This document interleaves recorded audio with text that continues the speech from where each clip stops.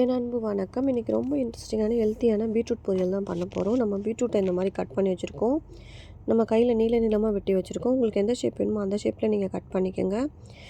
So 2 beetroot cut பண்ணி வச்சுருக்கோம். அதுக்கப்புறம் கொஞ்சமாக பச்சை மிளகாய் கீறி வச்சுருக்கோம், கருவேப்பிலை, ஒரு வெங்காயம், கொஞ்சமாக பூண்டு, கொஞ்சம் கொத்தமல்லி. இதுதான் நம்மளுடைய தேவையான பொருட்கள். இப்போ நம்ம எப்படி செய்யலான்னு பார்க்கலாம். கேஸ் ஆன் பண்ணி ஒரு பாத்திரம் வச்சுட்டு, பாத்திரம் நல்லா காஞ்சதுக்கப்புறம் எண்ணெய் ஊற்றிக்கலாம். உங்களுக்கு தேவையான அளவு ஆயில் ஊற்றிக்கோங்க. எந்த ஆயில் வேணாலும் யூஸ் பண்ணுங்கள். ஆயில் நல்லா காஞ்சதுக்கப்புறம் ஜீரகத்தை பொரிச்சிக்கலாம். ஜீரகம் நல்லா பொரிஞ்சதுக்கப்புறமா இதோடு சேர்த்து நறுக்கிய பூண்டு ஆட் பண்ணிக்கலாம்.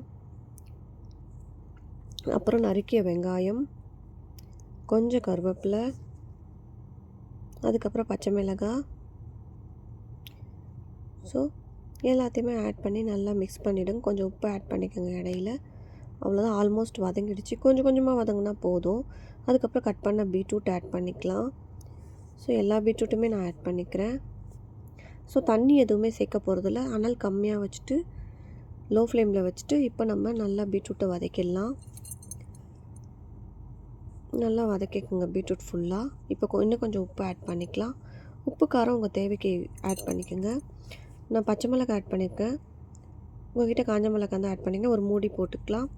ஸோ மூடி போட்டு பாருங்கள். இப்போ நான் ஓப்பன் பண்ணி காமிக்கிறேன். ரொம்பவும் டேஸ்ட்டான நம்மளுடைய சுவையான பீட்ரூட் பொரியல் சூப்பராக ரெடி ஆகிடுச்சு. இதுக்கு மேலே கொஞ்சமாக கொத்தமல்லி போட்டுடலாம். ப்ரெட்டு, சாப்பாடு எல்லாத்தோடு வச்சு சாப்பிட்லாம். வேறு லெவலில் இருக்கும். மீண்டும் மீண்டும் சுவைக்க தூண்டும் ஹானாஸ் கிச்சன் தமிழ். தேங்க்யூ ஃபார் வாட்சிங்.